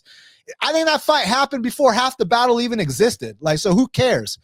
And then as far as Colby Thicknesse, I respect him. He trains with Volk, and he's been training for a long time since he was a kid. And like when he gets on top, he seems deceptively strong, decent submission ability, ground and pound, and like he knows exactly where he wants the fights to go. So I respect that about him.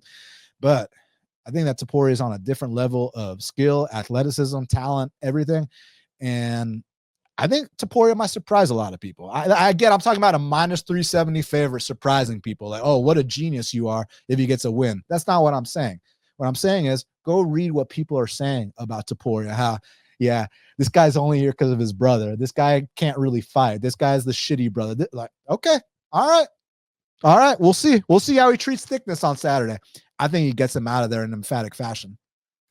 Yeah, I have a lot to say about this because the lines, people are betting this Thicknesse guy.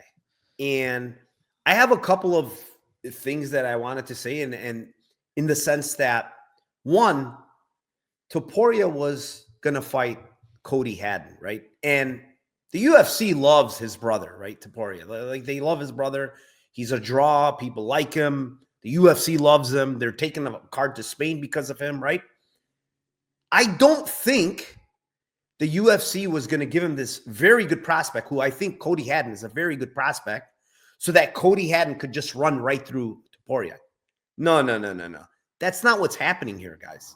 This Topuria is really good. Watch his tape. Like you said, it's not about who he fights. It's look at his skills. They're extremely good. Very good grappler. Very good striker. A ton of power. Good jiu-jitsu. The guy is well-rounded. The other thing you need to think about, this guy's been training with one of the best pound-for-pound fighters in the world every single day of his life, right? He's training with Topuria every day. Since he was a kid. Yeah, and then the other thing, Dan, honestly, I don't like looking at interviews and saying, oh, well, look, of course he's going to say this about him, right? Sure. Your brother's going to say good things about you. Merab is going to say good things about you. But they don't need to say, this kid is better than I am, right? All they need to say is like, he's really good. But they're going above and beyond saying this about this guy. I think he's special. There's got to be something there that they're going to say. Merab says, this kid is better than me. He's that good. And you look at the tape when him and his brother are grappling, he looks so damn strong. He's doing these judo throws. I mean, the guy just looks, he's built like a tank. He fights like his brother. They got very, very similar styles. And then you look at Colby Thicknesse, he's getting dropped by like these regional Filipino guys. Like, shout out to them. They're going to Australia and fighting him or whatever. But like the guy has zero striking, no sense of defense. Like his defense is just like covering up and like panicking and then shooting for a takedown. I mean, is he going to out-grapple Topuria? No. Is he going to outstrike Topuria? No. I think he's going to get knocked out, honestly. And if he decides to grapple, he might get subbed. So, like, you can pick the route. I'm not sure. I think it's probably knockout. But, like, he's going to run through this guy. And the other thing, one last thing, Dan, I don't know if you knew this. Thicknesse was not contacted by the UFC to take the fight. he was contacted by Topuria's manager. So you can take that however you want, right? But the Topuria manager calls him up, says, "Hey, you want to take this fight against my my client? You'll get in the UFC. Sure, why not?" So I don't know. Like this smells like it's a Topuria, slaughter, to be honest. I heard, to take it even a step further, now I don't know if this is true, don't quote me on it, but word on the street was that Thicknesse only got a 1-fight contract, didn't even get a 4-fight deal like most guys do. I don't know if that's true or not, but that's what I heard. Yeah, I'm not sure about that either, but like he said it out of his own mouth about the Topuria manager call-up in his interview. Yeah. He says, "Oh yeah, I was working a 10-hour shift as a security job, and I had this number." He's like, "I didn't even notice it." So I picked it up, and it was Topuria's manager. He says, "Hey, I can't talk right now. Can you call me back?" And he calls him back, and then and he says, "Yeah, I'll take it." I don't know. I mean, it just sounds crazy to me. Like UFC is not calling you, Topuria's manager is calling you. Okay. Yeah, should be interesting. Now, next up in the lightweight division, we got the UFC debut of Cody Steele. He's 7-0, taking on the young vet Rong, who's 25-6. Currently, they got it. Cody Steele minus 215. The comeback on Rong is plus 185. Narco, I've been impressed with Cody Steele. He actually made a name for himself on the grappling scene, and then he transitioned to MMA. He's been doing his thing. He's like one of those dudes that has a lot of heart, will try to break you. But when I say will try to break you, how do I know he tries to break you? Because he eats a lot of shots in the process. That's my concern. And it's kind of like a thing where, oh, you hit me with your best shot. Now I'm going to keep walking forward. Now I'm going to mix it up to the body. Now, so the thing about it is those styles have a shelf life. Like there's only so long you can just eat those clean shots without eventually your chin going. But that being said, this kid is still young. This kid is, this is only his UFC debut. But Rong has been here before, more than once. How do you see it going down? Yeah, it's crazy. Rong, 24 years old. I mean, allegedly. We're just going to say he's 24 according to Tapology. But the guy has 30 fights. He's fought in the UFC. This is his second stint. He didn't look great against Chris Padilla, but I do think, honestly, Chris Padilla is kind of a tricky guy to deal with. Like, he's very sneaky, has decent striking. He can grapple some. He's also a veteran. And the one thing you mentioned with Cody Steele is, like, he kind of takes one to give you one. And it's like, this is not a very good style for a young guy. This guy's only 7 fights in. He comes from a, jiu-jitsu background, and his striking is getting way better. Don't get me wrong. I'm very impressed how he goes to the body, goes to the head. It's getting better and better. But he's very hittable. And we saw it in the Dana White's Contender Series fight. He got hit pretty clean.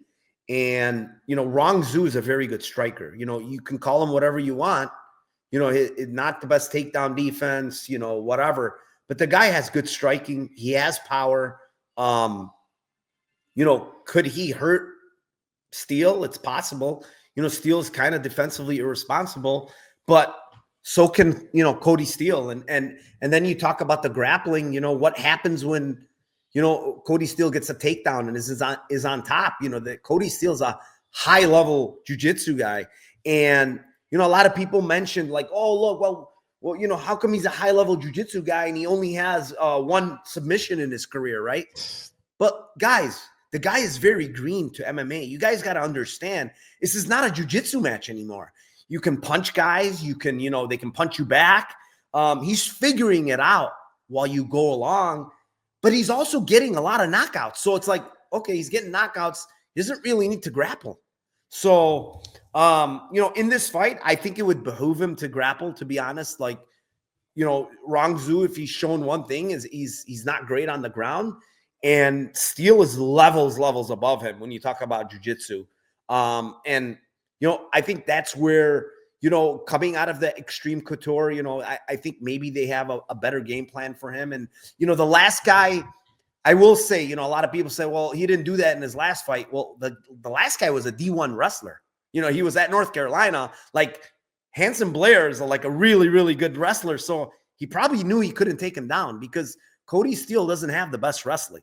His jiu-jitsu is great, but his wrestling is not great. But now we're talking about Rong Zhu, and I don't think this guy is a great wrestler. So, yeah, I think there's a path for Steele here, honestly. I think the takedown path is there. I think the submission is possibly there. You know, who has Rong Zhu faced that's a very good grappler? Like, I can't figure it out. Like, Rodrigo Vargas, if I remember correctly, was getting takedowns at will in that fight. Like, I mean, he hasn't fought any good grapplers, and now he's going to face a really, really good grappler if he gets you on the ground. Yeah. Regarding people saying that, how's this guy good at jiu-jitsu? He's never won by submission. That's the most asinine shit I've ever heard in my life. Hey, would you consider Donald Cerrone in his prime like a decent knockout artist? Like, you know, all those head kick knockouts. You agree with me, right? That Donald Cerrone was a great finisher and knockout artist. All right, you ready for some trivia? How many professional fights did it take for Donald Cerrone to get his first career knockout? Just guess. Just throw out a number. Honestly, the guess would be 13. Close.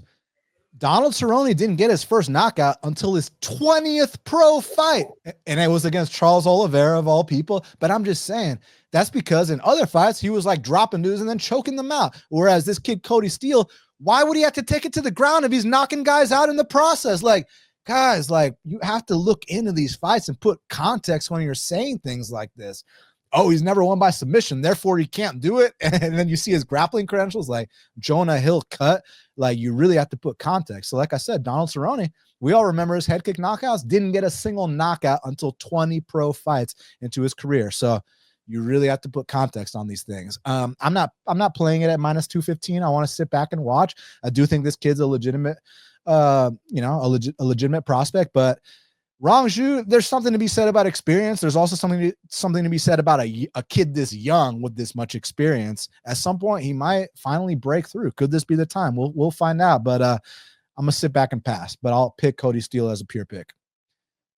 Now, next up in the welterweight division, we got a matchup between Kevin Joussett. He's 10-3, taking on Jonathan Micallef, who's 7-1. Currently, they got it Joussett minus 250. They come back on Micallef plus 210. I feel like this could be like a Hex FC title fight, right? Australia FC title fight. Like, these two guys were studs on the Australian scene. You know, Joussett actually moved from France to go train at City Kickboxing. Micallef, you know, he's born down under. And these guys were actually supposed to fight on the regional scene, and now it's happening in the UFC. So more people are familiar with Joussett because he's had 3 UFC fights. But that being said, this is a very interesting stylistic matchup. How do you see it, and who you got? Yeah, I mean, it is an interesting matchup because Micallef, you know, big, strong guy. He looks pretty strong. He's primarily a grappler, and he wants to get the fight to the ground. Albeit, you know, he seems a bit sloppy to me. Like, I'm not convinced that he's very technical when he's on top because he loses position. I guess maybe he's young and he's a little bit too aggressive when he gets on top of people, hence why he loses position a lot. Because if you watch a lot of these fights, he's on top of guys and then he gets reversed, and he gets reversed, and he gets reversed. And, you know, Kevin Joussett, on the other hand, you know, he's a very good striker. He has got a judo background, a really good judo background. He's got very good calf kicks. You know, the guy's just a well-rounded striker, right? The problem for him is, like, when you watch his regional tape, and there's not a lot of tape in the UFC, but if you go back to the regional tape, he does tend to get taken down. You know, in his loss against that Rideout guy, he got taken down a couple of times, especially later.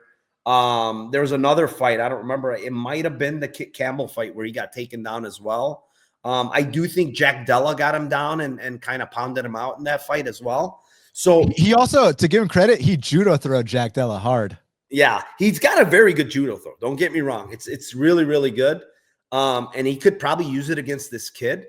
But like Micallef, here's the issue I have with Micallef. When I look at his takedowns, they're not double legs, Dan. They're not single legs. They're body lock trips. And guess what?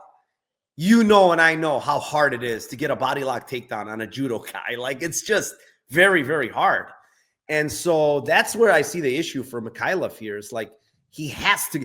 I don't give him a chance in hell in the striking. I don't think he's anywhere near a good striker as Joussett. So I think there's a big problem for him in the striking.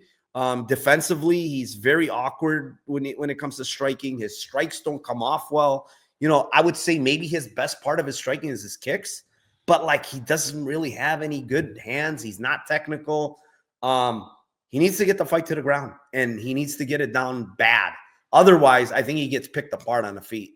And, you could say what you want about Joussett, but Brian Battle is a different animal. Like it's just a different animal, man. And he clocked Brian Battle bad in that fight many times, snapped his head back, but like nothing deterred Brian Battle. He's just going to break him, and he broke him. So, when you look at him against Kenan Song, just pick him absolutely apart, man. Like Kenan Song's face looked rearranged in that fight. So I don't know. I think there's levels to this game. And I think even though I don't think Joussett is a high level guy, I do think he's a mid-tier guy in the UFC. And I really don't think Micallef is.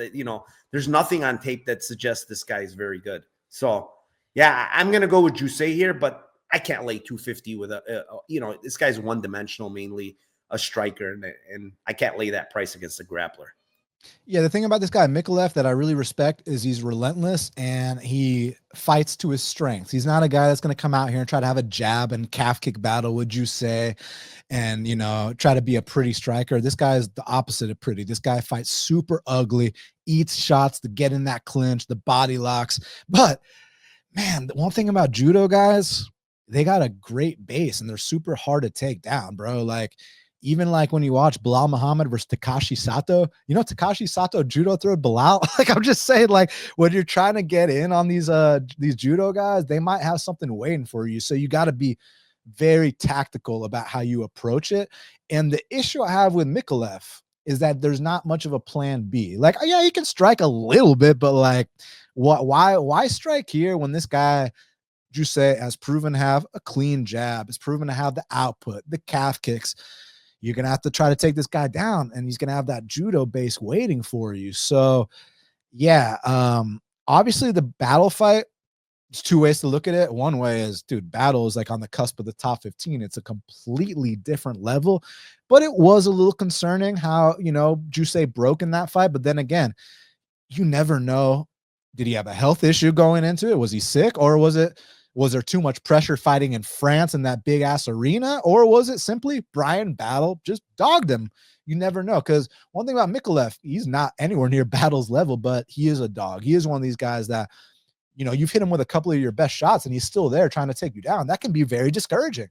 We've seen Joussett break before. So maybe by the end of that second round, third round, maybe that's when Micallef finally starts to grind on him and starts to make him breathe heavy and puts him on his back and, starts to take over. But I'm telling you, if that does not happen, you're going to be seeing this guy's head get popped back like a Pez dispenser. You're going to see a golf ball on his calf, and you're most likely going to see Kevin Joussett win a unanimous decision down under. So I'm also go Kevin Joussett, but I'm not interested at the price. One could even argue dog or pass. I'm just worried about how clean Joussett is on the feet versus how not clean Micallef is. And when I say clean, I'm only referring to offensively, because I think that Joussett is actually a little bit stiff, and defensively he might have some tall man tendencies, but I'm not convinced those come to light against this opponent who actually is one-dimensional. So I agree with you here. Now, next up in the lightweight division, we got a matchup between Quillan Salkild. He's 7-1, taking on Anshul Jubli, who's also 7-1. Currently, they got it. Salkild minus 650, the comeback on Jubli plus 475. So Jubli coming back after, a stun of the year performance. Now, I don't think that was even last year. I think that was the year before last year, right? He's taken over a year off. Am I correct? I am correct. Yeah. And I see him training in Bali. Like, I don't think Jubli's that bad. Here's what I think. Like, he's got, decent Muay Thai, some strong kicks. He seems like a physical guy. We'll mix in some takedowns. So, like, if he's able to front run, like, he can do some things. My issue with him is the same issue y'all have with him. When it becomes a dog fight, he doesn't seem to like it. He doesn't want to bite down. Buddy was literally barking at him like a dog. Like it's not even any more of like an analogy. Oh, it's a dog fight. No, this was a literal dog fight. Buddy's barking at him and he broke. He was up 2-0. Hey, just run away for the last round. Like, don't even engage the guy. You got the first 2 rounds secured. And he wilted to a point where I'm glad he took over a full year off, because you need to really get yourself right before you come back in there. He looks in incredible shape. So hopefully this is the best version of Jubli we've seen. And on the other side with Quillan Salkild, he's long for the weight class. And he's one of those guys that as his career progresses, I think he's going to do really well in 5-round fights. So, but my issue with Salkild is, man, he's only like 24 years old, 25. He's 25 now. And he takes a lot of damage and he's green. So like the early going, I'm actually not going to be convinced. I'm actually not going to be surprised, excuse me, if Jubilee competes with this guy in the first round or something like that, first round and a half. But as when both guys start to fatigue and this starts to become that dogfight, I know I can't trust Jubilee in that. And I know that Salkild will dig deep. That fight with Gage Young, I mean, I like how he mixes things up. He went from a body shot to a takedown attempt. Like, I like what I see from Salkild. The only thing is, like I said, 24 years old, less than 10 pro fights. I like what the potential is. I like what I perceive the finished product to be. I just have to approach with caution at minus 650 when he's still green, man. There are still things in that Gage Young fight, despite it being an absolute dogfight, that certain people in the UFC are going to expose. So he's going to have to keep leveling up, but he's at that age where he can do so. And I think he wins. I'm just not sure he covers his price tag, meaning like I would not be surprised if Jubilee won the first round and then Salkild takes over the next two or whatever. So I'm going to pick Salkild, but yeah, I would not lay this price. Yeah, I like this kid, honestly. I like this Salkild kid. You know, he's 25 years old. I think he's only getting better. He's got 5-round experience, you know, multiple times. He's got extremely good cardio, in my opinion. You go back and watch those fights. Like, this guy is just constantly going forward, coming, pushing, takedowns in the later rounds. And he's looked really good doing it. And, you know, you watch, and I know people, you know, they talk about this Gage Young fight. And the one thing I didn't like is, like, he got tagged pretty clean against Gage Young. But what I did like, Dan, is Gage Young, when he tags guys, they're usually going out cold. And this guy took them and came back.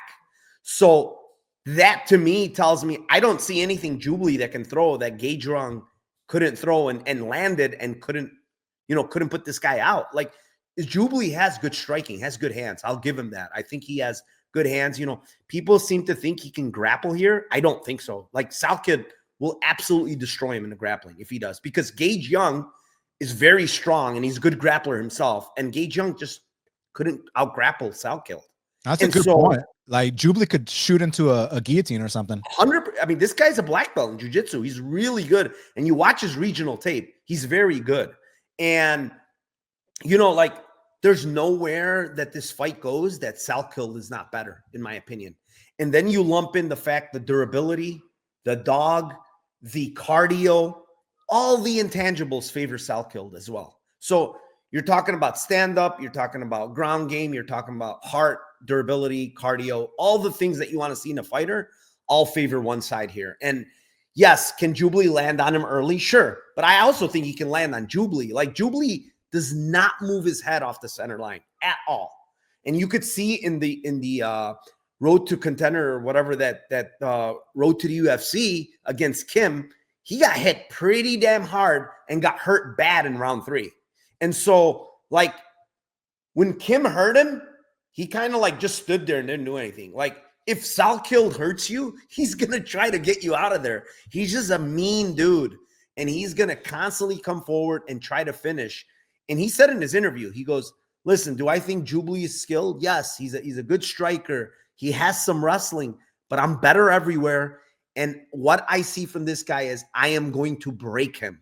He is easily breakable, and I will break him. He said that. And if Mike Breeden can break him, I think Salkild can break him. You know, so I like Salkild here, honestly. I really do. I like the under a good deal here. It's like minus 135. I really, really like the under. Just because I think most of it is on the Salkild side, but just in case Jubilee can land something, because he does have power and, you know, he can strike. But I like this kid Salkild. I think he gets better. I think he's well-rounded. He's got to work on his defense, right? We talked about this. Like, you can't just eat clean shots all the time. Now, last but not least, kicking off the card in the flyweight division, we got a matchup between Hyung Sung Park, he's 9-0, taking on Tumen Dembari, who's 8-1. So it's not Tumen Dembari, it's Tumen Dembari. Currently, they got it Park minus 220. Tumen Dembari is plus 185. Because I heard my boy Bronstetter talking about this. How remember Denat Batgari, but it was spelled Batgarel. So apparently the EL is E. So Tumen Dembari is how you say it. Yeah. What do you think about this fight? Because both these guys coming off the road to UFC, they're both making their 10th pro MMA appearances. And how have you felt about the progression? How do you think they match up? Yeah, Hyung Sung Park, like I thought he was a little bit better than what I thought, to be honest, after the Shannon Ross fight. Like Shannon Ross is damaged goods. Like everybody knows that, shout out to him. Like he was in the UFC. He's a skilled guy, just no chin, right? He's got no chin. Unfortunately, he's similar to, JP Buys. He has skills, but again, no chin. Who you got in that fight? Oh, that's a tough one. I got JP Buys. That is a tough one. I probably take JP Buys, yeah, because the punishment he took from what's his name, the big guy. You talking about JP or the other guy? JP. He took that punishment from that Marcus McGee. No, the tall guy. Montel Griffin. The damage he took from Montel and kept coming. Props to him. Like I don't think Shannon Ross was gonna take all that. So. Yeah, probably JP. But, going back to this fight, like Tumen Dembara is his takedown defense is what's lacking, right? He doesn't have the best takedown defense. He's got good hands. He's got good power. He's got a very good chin, like a very, very good chin. And he's a dog. I will say this guy, he is a dog. Like you watch that Top Noi fight, like just biting down, like, come on, let's go. Like he's not scared to go. And meanwhile, Park, like, he throws pretty big. He's got decent striking, but I wouldn't tell him to strike right here. Like if he strikes right here, I think Tumen Dembara might look like a big favorite, to be honest. I think he's more durable. I think he has more power. And he's pretty slick. Like he feints into uppercuts. Like he throws really sneaky shots. And I think he has a ton of power. So, the guy allegedly he's 26. He doesn't look like he's 26, but that's what they say he is. I'm going to go with that. But I think there's a big edge for Park if he grapples. Like, I think he can take the back. He's pretty good at taking the back there. You're watching some of his regional tape. He takes the back and he chokes a lot of these guys out. He's got a bunch of rear naked chokes. So, yeah, I mean, at this number, like, I probably lean dog, honestly, just because I did see some get-ups from Tumen Dembara against in his last UFC fight. So you saw an armbar attempt as well? So I want to give him some credit. And I do think, as much as people hate Carlos Hernandez, I think he's a well-rounded fighter. He's not a slouch. That's a completely different level of experience than Hyun Sung Park. And he's a well-rounded fighter. He can grapple, he can strike. And I do think his striking is very tricky because he's constantly on the move.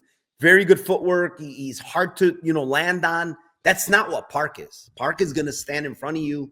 And I do think Tumen Dembara can land something on him as well. So I'm probably going to go with the dog here. I haven't played it.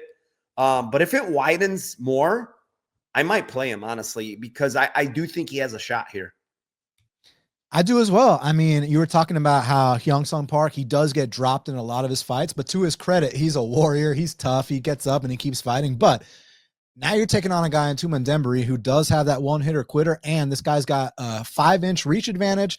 He's also younger, which is pretty cool too. But the thing about it that matters most is the experience. So both these guys coming off road to UFC, and I liked the progression of Hyun Sung Park. I like how you see how green he is in those early fights, getting dropped left and right. And I felt like these last two fights, like just every fight, he's been getting better. He's leveling up. And the thing I like about Hyun Sung Park is that he imposes himself. He gets into your face. He makes no secrets or about what he's trying to do out there. So I really respect that about him. And he gets into fights. That's the bottom line. This dude ain't trying to This guy ain't no magnet to the crotch. The crowd ain't going to be booing when Hyung Sung Park fights. So I like the guy. But on the other side, you can say similar things about Tumen Dembele. Now, not similar things in the sense that Tumen Dembele doesn't get dropped every fight. Now, with Tumen Dembele, it's more about the takedown defense that you got to be kind of concerned about. But I'm seeing lots of level ups in his game. What you got to understand about the Carlos Hernandez fight is that Carlos Hernandez is so experienced compared to both these guys. Carlos Hernandez had one of the best fights in Contender Series history against Daniel Bairez. Carlos Hernandez has already been in there with top 5 guys like Tatsuro Taira, had that unbelievable fight with Saruya, and then got back on track here against Tumen Dembele. But man, that was a dogfight against Tumen Dembele, and like he hung in there and fought tough. And that's a completely different level that Hyung Sung Park hasn't seen. And it's the kind of experience where you take that setback, but you showed a little promise. You showed some moments. You showed like, hey, take a little time off, go work on, on some things. You're going to come back better. That's what I expect. I expect both these guys to come back better, but we're looking at plus 185 here. It's not like we're dealing with a pick'em. So yeah, honestly, I'm with you. I'm gonna go with Tumen Dembele, man. I think that if some of these softer hitters are dropping Park, I think Tumen Dembele, who is not only a heavy hitter, but he's got a 5-inch reach advantage here, I think he's gonna have success doing that too.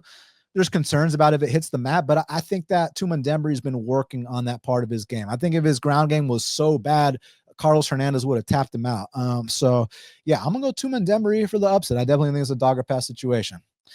Well, Narco Cop, I want to thank you so much for taking the time to speak with me right here, right now on Half the Battle. The fans can follow you at Narco Cop MMA. And I believe Friday, you got your live spaces is at 9 or 9:30 Eastern.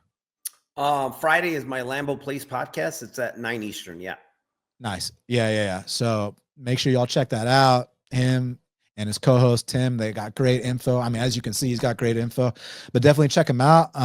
And I gave all the right places to follow you as well.